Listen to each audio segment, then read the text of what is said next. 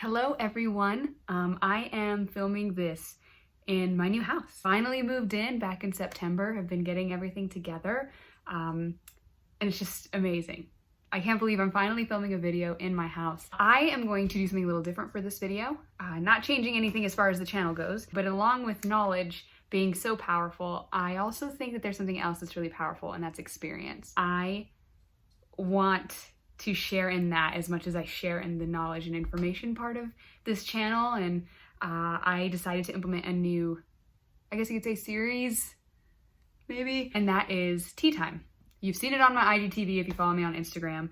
If you know me, you know what tea time is. Tea time is the opportunity to share experiences and to spill the tea, not in the gossipy way you're thinking, but just to be authentic and transparent, just being genuine. I feel like it's gonna be really easy to get long-winded in this video. Today, I'm gonna talk about a pretty impactful moment in my life. Your girl got fired from her first professional job out of college. A little disclaimer to wrap up this intro. I'm not gonna be naming names as far as the institution I'm talking about or anything like that. If you know me or if you follow me or have followed me for a long time, you're gonna say, oh my gosh, Stephanie, this is so obvious. We know exactly what you're talking about. But just humor me, because I just don't want this video to be a weird pointing finger, calling out kind of video. That's not the point. The point is to share an experience. And if you come up with any questions, please feel free to ask me. But now that you have the intro out of the way, now that I'm back in my brand new house, let's get started.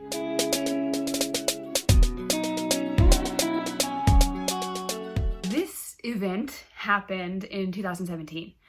So to kind of set the stage here, 2017 was by far the worst year of my life. There were some things that happened in that year that I'm not quite ready to spill yet, but I will. I will in a future, I don't know, video, something, whatever. I can tell you some of the things that happened. The first being, just to kick off the year in 2017, my grandfather did pass away, my pappy. I was very close with him, and I was planning to go home to see him. He had been sick with cancer for a little bit, and I didn't make it. That was just not the way to start a year. That was huge. That was a huge thing, so that started off the year. Fast forward to the summer, June of that year is when I did in fact get fired. Not long after that, in June, at the beginning of August of 2017, I did also have a pretty huge event happen with my health, and it stuck around for a significant amount of time, and it just created a really sucky year. Let's set the stage in June of 2017, kind of where I was at in this job, what I was doing, blah, blah, blah. So let's do that. From 2015 to 2017, I was working in the admissions office of my alma mater. Now, it was great. This is a Baptist university here in the South. I really did love my college experience. I moved all the way from El Paso just to come here to college, and then I ended up working in the admission office as a student on scholarship. So really, I mean, I was in that office working in some capacities from 2012 to 2017, so for about 5 years. So this is a really comfortable, familiar place for me. I was an admission counselor. I actually recruited specifically for the department I graduated from. I graduated from the School of the Arts. So that was extra great because I got to work with my professors, and I got to really tell students what it was like to be a student in that department. The thing about it is, at this time in 2017, I was of course working full-time in this position, and I was traveling. In most universities and colleges, this is a travel-heavy position. I traveled a ton, and I was also in grad school. I was actually set to graduate, I did graduate in 2017 in September. So that year was like my final year of grad school. I was traveling a ton, I was working full-time. I volunteer as a worship leader at my church, so, you know, did a lot of that. I feel like I missed out on a lot. I missed out on a lot of opportunities and just things with friends, and there have been times that people will mention something and I'll be like, oh, I think you were traveling. I truly don't know how I did it. Now, a positive to come out of this position, I had a great team of coworkers. First and foremost, I got to work with my best friend.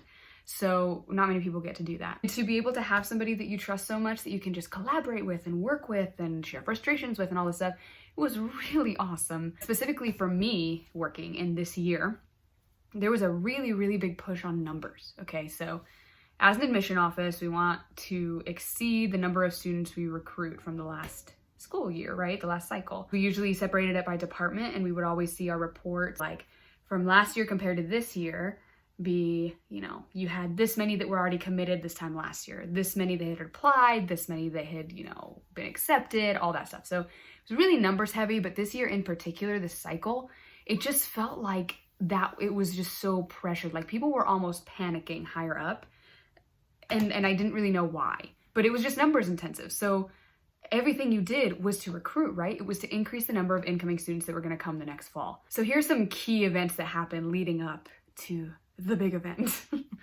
Number one, my numbers in my department, if I remember correctly, were kind of dwindling a little bit compared to the last year. Either they were around the same or they were slightly lower. And of course the target is higher. But I specifically remember thinking that my number of students was a tad lower, but the quality was much higher.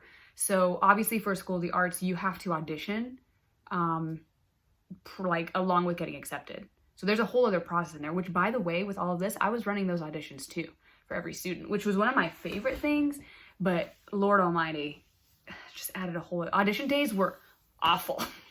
Audition days, like my coworkers never saw me. I was stuck. I don't want to say stuck because I loved the prospective students that would come in, and I loved helping them and their families and calming their nerves and all that stuff. I really loved that. But I just didn't have the resources to make it a good experience. So the numbers were kind of dwindling, and what I saw were students that had higher test scores and that just had a higher overall talent. They were getting higher scholarships in the School of the Arts. So I was happy with it. I was happy with this group of students. I checked numbers all the time, so I knew what was going on, but I didn't know that there was an issue necessarily. But I didn't have anybody like my supervisor or anything sit down with me and say, I'm concerned. I didn't really have any talk like that. Like, what exactly are we going to do? Really the only thing I think that I had up until that point was kind of like, okay, here are the numbers. We need to call more people. That was the one thing. It was like, we need to call more people, and that's going to make it better. Whatever. I ended up getting this random meeting invitation from I think she was the VP of enrollment at the time, or maybe the director, I don't remember, but she was my supervisor. So she called a random meeting with me. You know what, I'm just gonna be so real here. I didn't even appreciate the way the invitation came in. It was out of the blue, and the little message attached to it was just like, we're going to discuss decreasing numbers in the School of the Arts. I was like, oh, cool. Just instill fear in one of your counselors. I just didn't appreciate that. It's like, why didn't you just come talk to me and say, I want to talk about it, let's set a time, Going in, that was the question. I mean, it was just open-ended, like, why are the numbers so bad? To be honest, I really don't remember where they were at. Maybe they were awful, who knows? I shared with her some of the frustrations that I had, some of the methods that we had, especially for the School of the Arts in recruitment, that were kind of antiquated, things that I thought we should update, things that I thought we needed to implement so that we could scale as we started getting more students, because they were really projecting the School of the Arts to become this big thing, and we just weren't there as far as just the resources we had in recruiting students. So I shared a lot of things with her, and I said something that ended up being my demise. I told her that it was really hard for me sometimes to be all in and to trust the product when it just seemed like a lot of things were falling by the wayside and a lot of things weren't really being heard. And it was just hard for me. So that was the second event. This is kind of a big one too that led to my demise. And that was that I was about to graduate, right, in September of that year from graduate school. I was getting my MBA, specifically in music business, entertainment industry. And I updated my resume. And I just put it on different platforms. My dad always taught me the best time to look for a job is when you already have a job. So I really wasn't actively like, I need to get out of here. I just thought that was the thing to do. Update your resume with your education, stuff like that, and then put it out there. Again, I was not actively searching for anything. It just was a thing. Let's highlight the day. Let's highlight the day that I got fired. I'm pretty sure it was a Thursday, if I do remember correctly. Our admission office is in a little house, really cute little house. I really loved our office. So going into the main lobby, as I'm walking down the hall to turn left, to go into the main lobby, to go into my office, a lot of School of the Arts faculty and the dean of the School of the Arts were all in a main conference room, and I could see that main conference room walking in, and they were meeting with my supervisor and I believe the VP slash director, whatever. I remember thinking that's kind of weird. And I think I might have gone into my best friend's office and said, that's kind of weird. Do you think that's weird? But we just kind of didn't think much of it. Then I got a random meeting invitation from my supervisor. I just thought, oh, well, he's probably catching me up, right? Like, okay, so I walked into that conference room, that small conference room for our meeting, and I had my laptop, and I even walked in. I think I even said something like, oh, is this about blah, blah, blah? I wanted to bounce something off you, blah, blah, blah. Yeah, okay. I remember him asking me just questions about my life, how things were going. The way, looking back at it now, he was definitely trying to just talk about happy things and like where my life was going and how great my community was so that he could be like, also, I think that means it's a great time for us to like take our separate ways. So he did say that they were asking me not to return for the next cycle. They just didn't see me as a part of the team in the future, and it was time to go our separate ways. I hate this, but my immediate reaction, I definitely started crying. Honestly, I was pissed. I was absolutely pissed. I was absolutely blindsided. So yeah, so there's that. There's a bathroom attached to this conference room, so he got the whole roll of toilet paper and he like gave it to me. And I will say you could really tell that he was feeling bad. Like, it was very fatherly. Funny enough, this guy, my supervisor, was actually the admission counselor who recruited me to this university. It's rough, man. I don't know if this is true, okay? So this is a theory. I don't know that he was the one that made this final decision. I'm just gonna leave that there. So after he does this, he gives me some reasons, right? The first reason being one of the things that I said that ended up being my demise, which was, you're not all in. Based on my past conversation with his supervisor, yes, I get it. I get it. So that was the first reason. The second reason was that my husband was in a band at the time, and this band was doing a lot of like weekend shows at bars. I mean, where else do you gig? You gig at bars. So I was getting my master's, right, in music business and entertainment industry. So I kind of wanted to dabble with them and kind of just help out in certain things. And I definitely went to pretty much every show. We were in bars, like on my social media posts and stuff, we would be in bars. And I'm not saying that we were holding drinks and like drinking. We weren't doing any of that. And that wasn't like being posted. It was just in that atmosphere. And that atmosphere was not conducive to the values of the school, being a Baptist school. I think it's one thing if I were posting a whole bunch of pictures with glassy eyes and a red solo cup in my hand. I think that would have been an issue. That was it. That was something that they just weren't super thrilled with. The other big reason that I mentioned before that ended up being my demise was he said, I know you have your resume out on the internet, but it was kind of going back to you're not all in. You're obviously not all in because your resume is out there. But then he made it to be like, oh, but you're graduating from grad school and you're doing all this stuff and you have other things that you can do, which was true. But okay, they did not fire me on the spot, okay, and ask me to leave. They asked me to resign, and they asked me to stay through the summer, and then I would leave in August when the new cycle started. Which is the things going through my head. No, I am absolutely not going to stay through the summer at a place where I'm obviously not wanted. Since I was asked to resign, obviously, it was made clear that they wanted it to look like I was just leaving. And I think from his standpoint and their standpoint, it was kind of like, we're doing this because we love you and we don't want to embarrass you by saying you got fired. I don't appreciate that. A business should operate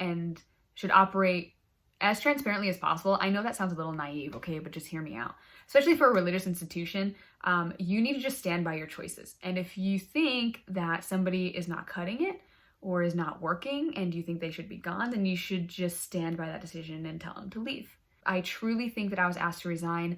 Number one, I think they thought they were doing me a favor. And number two, I think they didn't want to answer questions. I think it was a lot easier for them to just have me just say, oh, I'm just moving on to different things. And no doubt, like telling people that, be like, oh, that's great, whatever. I think that was the headspace there. Again, I really didn't appreciate it. It's like, okay, just truly, I'm not saying this directly to them, but in my head at the time, it was like, okay, just grow a pair and like stand by your decision. Like, if you don't want me here, you don't want me here. So I get both sides. The last thing, in order to keep kind of that discretion of like, okay, we're gonna ask you to resign, we do you a favor. I was asked not to tell my team. Most importantly, and he was named. My best friend was named, and he told me, you can't tell. You can't tell him about this. Excuse me? Of course, as soon as he said that, what did I do? I wanted to go and tell him. Obviously, I was going to tell my best friend I just got fired and I was no longer going to work with him. Don't get me started. Anyway, that is the way the meeting went. So what about the aftermath? At the end of the day, everything worked out. And honestly, I have no shade toward my supervisor because again, I feel it in my heart that this might not have been his decision. But he was very nice. He did it very well. He was very nice to the whole thing. So I go outside and I called my husband, and I never want to experience this again, calling my husband and telling him I just got fired and I don't know what the future holds. The next person I called was my dad, and I couldn't hold in my tears and I just said, hey dad. He said, what's wrong? And I just told him I got fired. And his response was just the cutest. His first response was, oh, Steph, what? Oh God, it was awful. And I'm just crying and I'm telling him I got fired, like all this stuff. But he did exactly what I needed him to do. He just was like, okay, it's time to get your ish together and let's move forward. Let's see what we got to do. What's the next thing I did? I walked straight into my best friend's office. I closed the door and I told him exactly what happened. I didn't care if my supervisor was there. I didn't care what was going on. I told him straight up what happened. And I remember the look of complete shock on his face. I told him, and in that office, as I was pulling myself together, I called another friend. And this friend was somebody who had been telling me so much about the company he worked for and how I would love it there.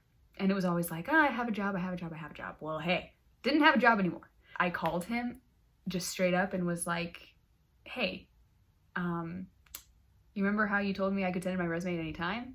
I'm sending in my resume. Then I sent him the resume, he sent the resume, all within like an hour. So that's what I did. And I just remember I looked at my best friend and was just like, okay, it's time. Like, I am being forced to move and I'm gonna move. So that was the gist of it, just that day and what happened. I stayed, obviously, and worked the rest of the day. What a loser. Chipotle was the next step. My husband said, let's go get Chipotle, let's get some comfort food. I'm all for it. So we went to go pick it up, and I was actually gonna go back with my husband to my best friend's house and his wife, who I'm also very close friends with. I lived with her in college, so it's all like a group. This is a group thing. On the way to or from Chipotle, I don't remember, I got a call. I got a call from this company that my friend worked for, and it was a phone interview. Within hours of sending in the resume, they called me for a phone interview, and it went so well. And I just, yes, that phone interview went really well. And then I ended up having an in-person interview that following Monday. And I went to my friend's house and we just ate Chipotle, and they just let me vent and let me talk crap and talked crap with me. And I have to say, looking back on that, man, I needed that.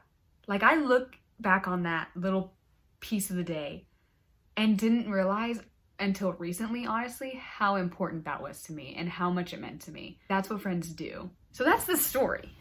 I hope that was eventful somehow. Man, I really hope people aren't listening to this and being like, that was it, that was the whole story. Now is kind of a chance for me to show you what I see now in hindsight.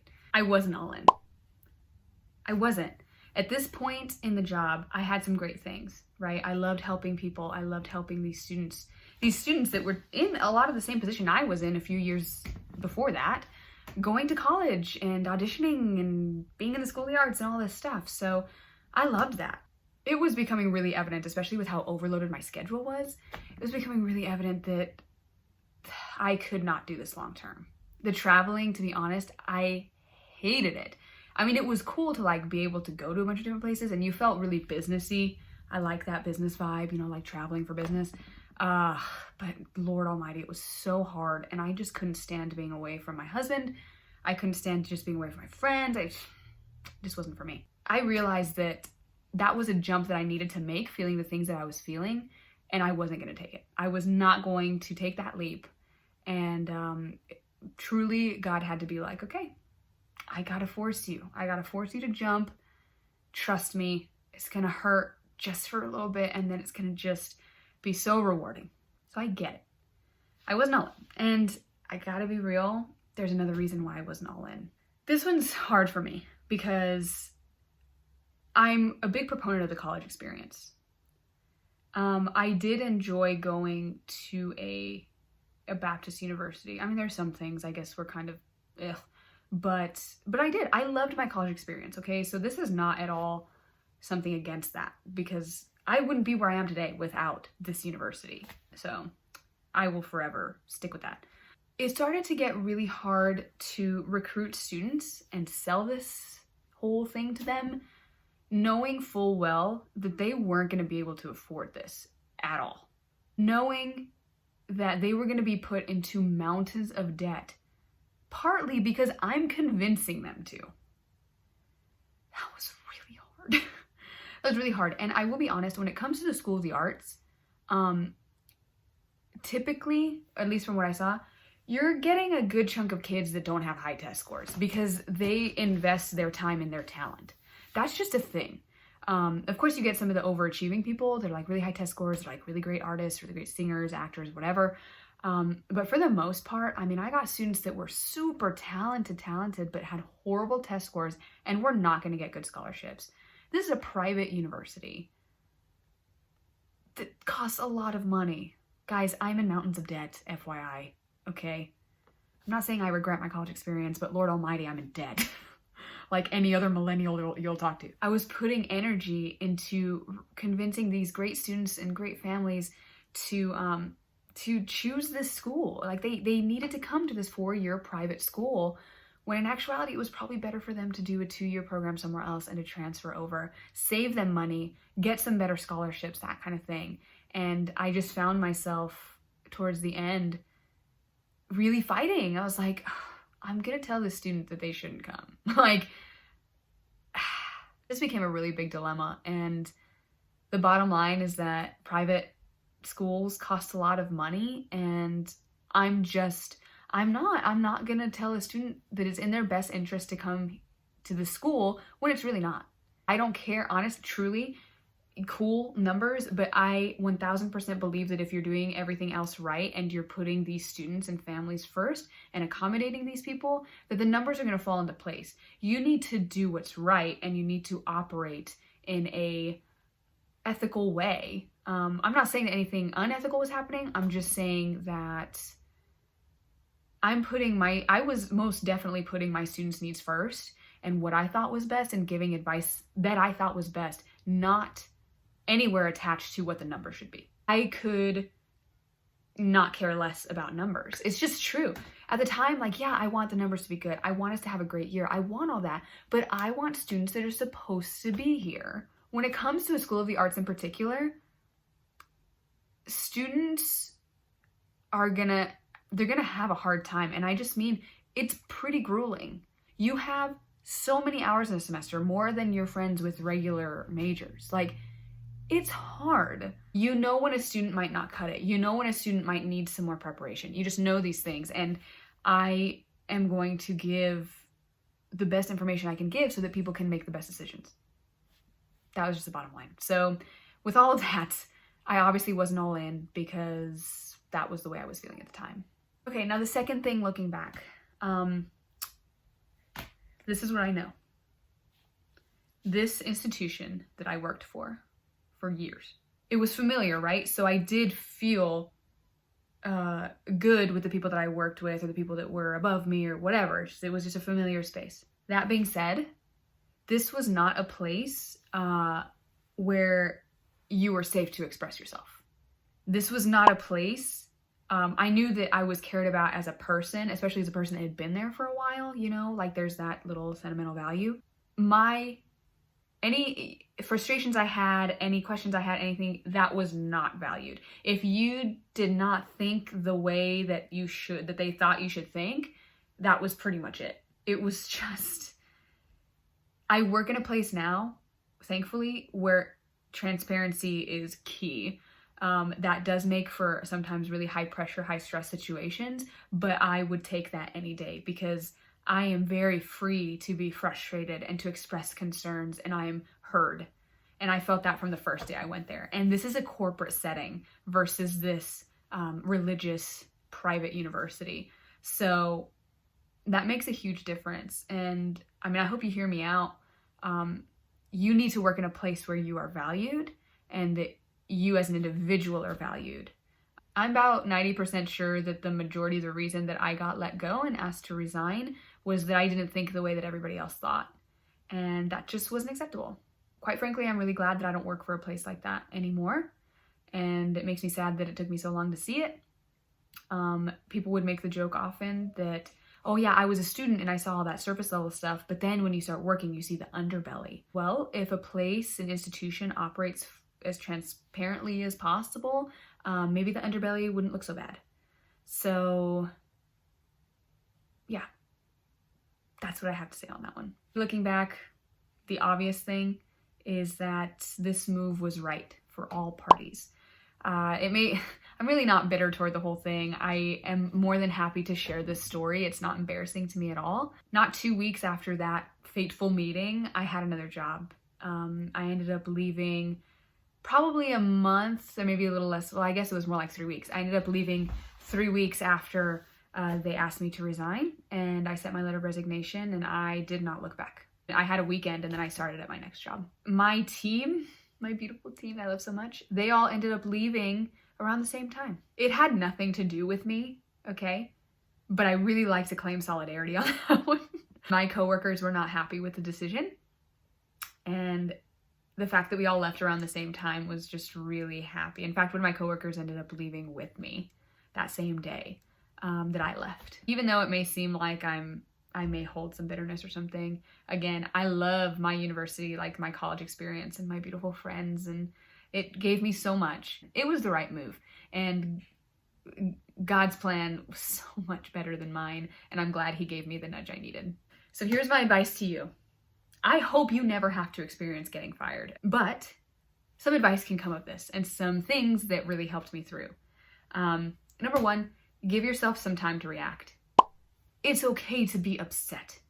I gave myself time to react. I got upset, I cried, I cursed, I did everything I felt I needed to do, because no matter how, like for me, I don't like to show a lot of emotion, usually unless it's like happy emotion.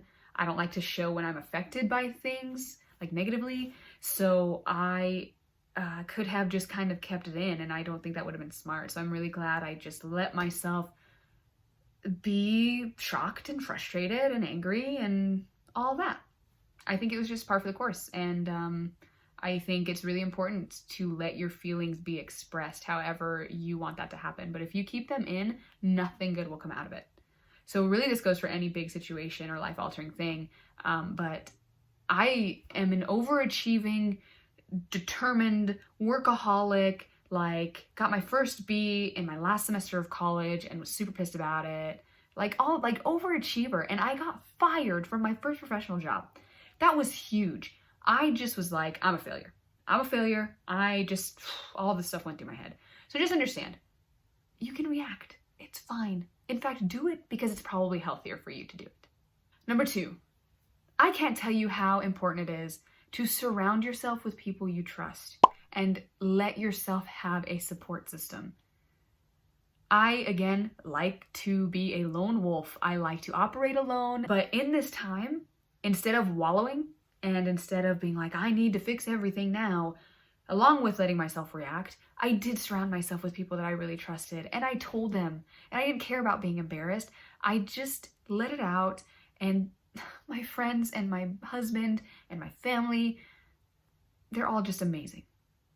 Absolutely amazing. There's no way I could have gotten through the way I did without any of them. You might think of some people right now that you'd be like, in this situation, those people would be my support system. And if you feel like you don't have a support system, that's totally okay, because I feel like at one point in my life, I would say the same thing because I like to operate alone.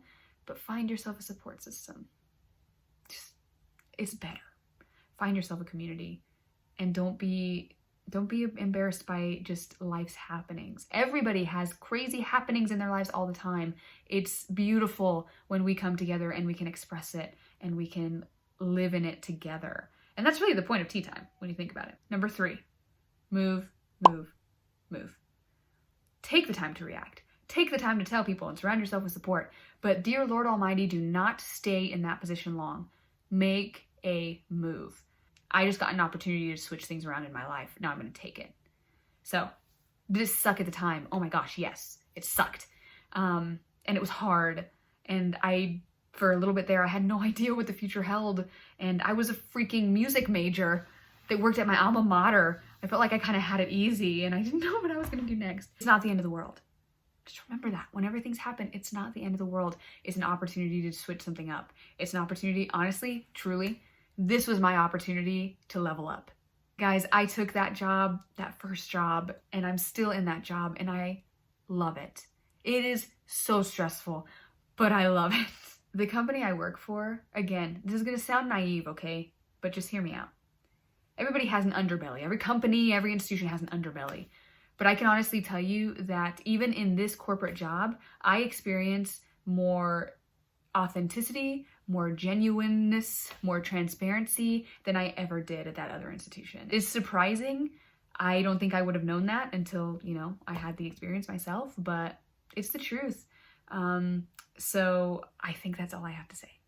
Thank you so much for sitting with me during this tea time. This is a big one that I've been wanting to do for a while. I wonder if I'm gonna ruffle some feathers. I hope I don't, but I think I might.